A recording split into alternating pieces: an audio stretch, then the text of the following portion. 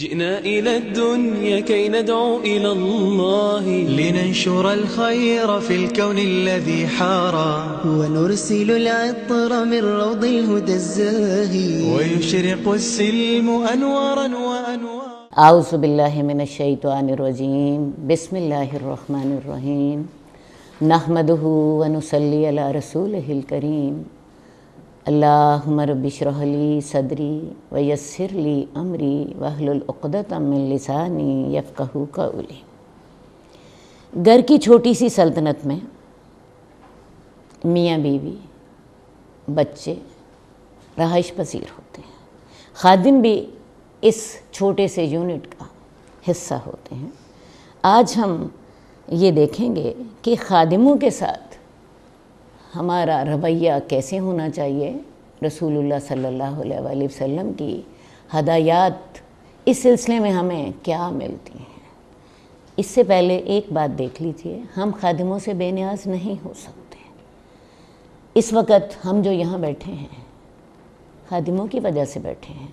خادم جو ہیں ہمارے بہت سے کاموں میں ہماری مدد کر دیتے ہیں اور اس طرح کر کے وہ ہمارا تھوڑا سا ہاتھ فارغ کر دیتے ہیں تاکہ ہم دوسرے کاموں میں حصہ لے سکیں. ہمارے گھروں میں عام طور پر صفائی ستھرائی، کھانا پکانا، برتن دھونا، کپڑے دھونا عام طور پہ خادموں ہی کے سپرد ہوتا ہے. اسی طرح مردوں کے لیے ڈرائیور، چوکیدار، یہ سارے لوگ ہمارے ایسے مددگار ہیں جن کے بغیر ہمارا گھر چل نہیں سکتا. تو ان کے لیے رسول اللہ صلی اللہ علیہ وآلہ وسلم نے ہمیں بہت سی ہدایات دی ہوئی ہیں. حضرت ابو ہریرہ کہتے ہیں کہ تم میں سے کسی کا خادم جب کھانا لائے تو وہ اسے اپنے ساتھ بٹھا کر کھلائے، کیونکہ اس نے کھانے پینے کی محنت، مشقت اور گرمی برداشت کی ہے. اگر وہ اسے اپنے ساتھ بٹھا کر کھانا نہیں کھلا سکتا تو کم از کم اسے 1 یا 2 لقمے ضرور پکڑاتے. بہتر تو یہی ہے کہ اسے اپنے ساتھ کھانا کھلائے، لیکن اگر اتنا حوصلہ نہیں ہے، اتنا دل بڑا نہیں ہے تو اسے کم از کم اس میں سے 1 یا 2 لقمے ضرور دے دے. ویسے بھی اگر آپ اسے نہیں دیں گی وہ خود ہی آپ کے کھانے میں سے کھا لے گا اور کھانے میں بے برکتی پڑ جائے گی. وہ ضرور 1 یا 2 بوٹیاں نکال کے کھا جائے گا. تو کیا یہ بہتر نہیں ہے کہ ہم اسے رسول اللہ صلی اللہ علیہ وسلم کی ہدایت کے مطابق خود ہی دے دیں؟ اسے پتہ ہو مجھے میرا حصہ مل جائے گا اور کھانے کی برکت بھی برقرار رہے. خادم جو ہے اس نے کھانا پکاتے وقت گرمی برداشت کی ہے. آپ تو اے سی میں بیٹھی ہوئی تھیں، آپ تو آرام سے اپنے بستر پر لیٹی ہوئی تھیں، لیکن اس نے کھانا پکا کے میز آپ کے سامنے لگا دی. وہ یہ حق رکھتا ہے کہ اس کو بھی اس کھانے میں سے حصہ مل جائے. اچھے مالک اپنے ملازمین اور خدمت گزاروں کے حق میں بھی اچھے ہوتے ہیں. وہ جہاں انہیں تنخواہ دیتے ہیں ان کے لیے معقول سہولیات کا بھی اہتمام کرتے ہیں. ہمارے ہاں عام طور پہ ملازموں کو ساتھ بٹھا کے کھانے کا رواج نہیں ہے، اور ان کو کھانا دینا اگر ہم دیتے بھی ہیں تو وہ کھانا جب بچ جاتا ہے اور جو ہمارے لیے زائد ہوتا ہے. یہ ہمارے ہاں تصور نہیں ہے کہ کھانے میں ان کا حصہ ہونا چاہیے. بچ گیا جو ہمارے سے زائد ہے یا ہمارے جو فریج میں پڑا ہے 2 دنوں کا باسی ہے، ہم بجائے اسے ڈسٹ بن میں پھینکنے کے ہم سمجھتے ہیں یہ ملازم کا حصہ ہے. حالانکہ رسول اللہ صلی اللہ علیہ وآلہ وسلم نے ہمیں کہا جب وہ کھانا تیار کر کے لاتا ہے اس کھانے میں سے اس کو حصہ ملنا چاہیے. عبداللہ بن عمر کہتے ہیں کہ ایک شخص نے رسول اللہ صلی اللہ علیہ وسلم سے سوال کیا کہ یا رسول اللہ ہم خادم سے دن میں کتنی دفعہ درگزر کریں؟ آپ کو پتہ ہے خادم جب کام کر رہا ہے ہمیں اس کی کئی باتیں پسند نہیں آتی، ہمیں اسے ٹرین کرنا پڑتا ہے، کئی دفعہ وہ بے پرواہی بھی کر رہا ہوتا ہے. تو ایک شخص نے رسول اللہ صلی اللہ علیہ وسلم سے پوچھا کہ یا رسول اللہ ہم خادم کو کتنی دفعہ دن میں درگزر کریں، کتنا دفعہ معاف کریں؟ رسول اللہ صلی اللہ علیہ وسلم خاموش رہے. پھر سوال کیا یا رسول اللہ خادم کو دن میں کتنی دفعہ معاف کریں؟ رسول اللہ صلی اللہ علیہ وسلم پھر خاموش رہے. تیسری دفعہ پھر سوال کیا, یا رسول اللہ خادم کو دن میں کتنی دفعہ معاف کریں؟ آپ نے فرمایا 70 دفعہ. جب میں نے یہ حدیث پڑھی تو میں نے دل میں سوچا ہم 70 دفعہ ڈانٹ تو دیتے ہیں, معاف کرنے کا تو سوال ہی پیدا نہیں ہوتا. ہم سمجھتے ہیں کہ شاید جو خادم ہے اس کی کوئی عزت نفس نہیں ہوتی.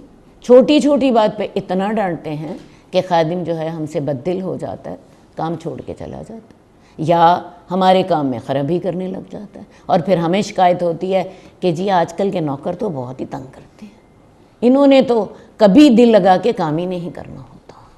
حالانکہ اس کی وجہ آپ کا رویہ ہوتا ہے. اپنے رویے کو آپ رسول اللہ صلی اللہ علیہ وآلہ وسلم کی حدیث کی روشنی میں درست کریں. آپ دیکھیے ملازموں کے رویے درست ہوتے چلے جائیں گے. رسول اللہ صلی اللہ علیہ وآلہ وسلم نے جو ہمیں ہدایت دی ہے, 2 باتیں میں نے ابھی تک آپ کو بتائی ہیں. پہلا کون سا؟ جب وہ کھانا بنا کر لائیں آپ انہیں کھانے میں شریک کریں, ساتھ بٹھا کے کھلائیں اول تو, ورنہ کم از کم انہیں کھانے میں سے کچھ دے دیں, ان کا کھانے میں حصہ سمجھیں. دوسری بات آپ کو یہ بتائی ہے ان سے درگزر کریں, ان کو نظر انداز کر دیں.